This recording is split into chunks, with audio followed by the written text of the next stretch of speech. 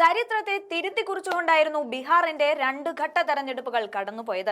ആദ്യ ദിവസം പോളിംഗ് ശതമാനം 65 എങ്കിൽ രണ്ടാം ദിവസം ഇഞ്ചോടിഞ്ച് പോരാടി 26-ൽ എത്തിച്ചു.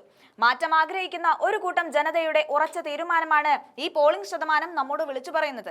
എന്നാൽ എക്സിറ്റ് പോളിംഗ് പറയുന്നത് 9 എക്സിറ്റ് പോൾ റിപ്പോർട്ടുകളിലും നിതീഷ് കുമാറിന്റെ ജെഡിയുവും ബിജെപിയും നയിക്കുന്ന NDA സഖ്യം അധികാരം നിലനിർത്തുമെന്ന് പ്രവചിക്കുന്നു എന്നാണ്. NDA സഖ്യത്തിന് 150 വരെ സീറ്റുകൾ ലഭിക്കുമെന്നാണ് മിക്ക ഫലങ്ങളും നൽകുന്ന സൂചന.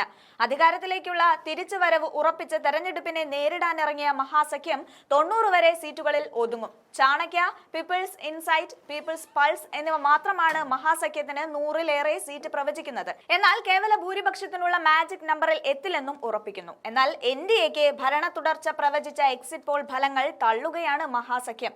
2005-ന് ശേഷമുള്ള ഏറ്റവും കൂടിയ പോളിംഗ് ശതമാനം ഇരു മുന്നണികൾക്കും ആത്മവിശ്വാസം പകരുന്നുണ്ട്. 6-ാം തീയതി നടന്ന ആദ്യഘട്ടത്തിൽ 121 മണ്ഡലങ്ങളാണ് വിധി എഴുതിയത്. 65.08% പോളിംഗ്.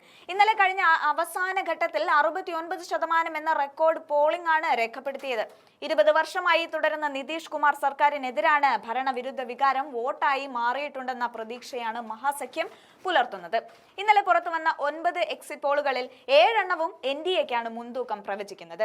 പീപ്പിൾസ് പൾസിന്റെ സർവേ പ്രകാരം 133 മുതൽ 159 സീറ്റുകൾ വരെ NDA നേടുമെന്നും മഹാസഖ്യം 75 മുതൽ 101 സീറ്റുകൾ വരെ പിടിക്കുമെന്നുമാണ് പ്രവചനം. NDA 147 മുതൽ 167 സീറ്റുകൾ നേടുമെന്നും ഇന്ത്യ സഖ്യം 70 മുതൽ 90 വരെ സീറ്റുകളും മറ്റുള്ളവർ 2 മുതൽ 6 സീറ്റുകളും നേടുമെന്നും മാട്രിക്സ് സർവേ പ്രവചിക്കുന്നു.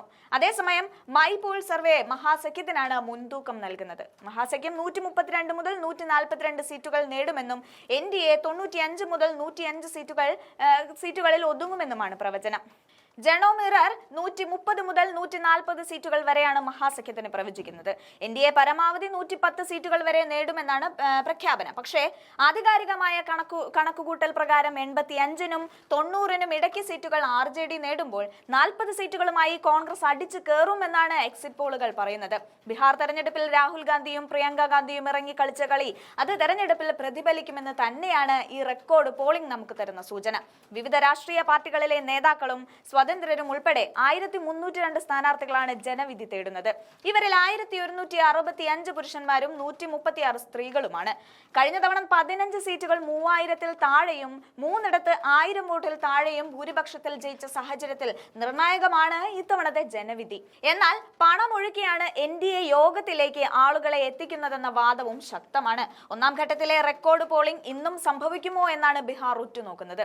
243 നിയമസഭാ മണ്ഡലങ്ങളാണ് ബീഹാറിലുള്ളത്. ഭരണം ലഭിക്കാൻ വേണ്ടത് 122 സീറ്റുകൾ. RJD, കോൺഗ്രസ്, ഇടതു പാർട്ടികളുടെ നേതൃത്വത്തിലുള്ള മഹാസഖ്യവും JDU, BJP, ചിരാഗ് പാസ്വാന്റെ LJPയും അടങ്ങുന്ന NDA സഖ്യമാണ് തെരഞ്ഞെടുപ്പ് ഗോധയിലെ പ്രധാനികൾ. മുൻ തെരഞ്ഞെടുപ്പ് തന്ത്രജ്ഞൻ കൂടിയായ പ്രശാന്ത് കിഷോർ സ്ഥാപിച്ച ജൻ സ്വരാജ് പാർട്ടി എല്ലാ മണ്ഡലങ്ങളിലും മത്സരിക്കുന്നുണ്ട്. പ്രശാന്ത് കിഷോർ ആരുടെ വോട്ടുകൾ ചോർത്തും എന്ന ആശങ്ക ഇരു മുന്നണികൾക്കുമുണ്ട്. അതേസമയം 50-നും 60-നും താഴെ സീറ്റുകൾ നേടി BJP ഒതുങ്ങുകയും എന്നാണ് നമുക്ക് കിട്ടുന്ന സൂചന. JDU 30-35 മുതൽ സീറ്റുകൾ നേടി NDA 20 വർഷത്തെ ഭരണം അടുത്ത് താഴെ ഇറങ്ങുമെന്നാണ് അറിയാൻ കഴിഞ്ഞത്. BJPയും JDUവും പരസ്പരം കാലുവാരാൻ തുടർന്ന് തെരഞ്ഞെടുപ്പ് ഗോതയിലേറും വരെയും ഒന്നിച്ചിട്ടുണ്ടായില്ല. അതുകൊണ്ടാണ് അവർ തോൽക്കാൻ സാധ്യത ഏറെയാണ് എന്ന് പറയുന്നത്. ഇന്ത്യ സഖ്യത്തിൽ കോൺഗ്രസ് 2ാം സ്ഥാനത്താണെങ്കിലും രാഹുൽ ഗാന്ധി മുന്നിൽ നിന്ന് നയിച്ചു എന്ന് നമുക്കറിയാം. അവർ ഒരമ്മ പെറ്റ മക്കളെ പോലെ നിന്നതാണ് ഇന്ത്യ സഖ്യത്തിന്റെ വിജയം. ഒരുമയുണ്ടെങ്കിൽ ഉലക്കമേലും കിടക്കാമെന്നും മാത്രമല്ല തെരഞ്ഞെടുപ്പിൽ ജയിക്കാമെന്നും ഇന്ത്യ സഖ്യം തെളിയിച്ച ഒരു തെരഞ്ഞെടുപ്പാണിത്. അതുകൊണ്ട് ഉറപ്പായും ഇന്ത്യ മുന്നണി അധികാരത്തിൽ വരുമെന്ന് തന്നെ ഉറപ്പിക്കാം.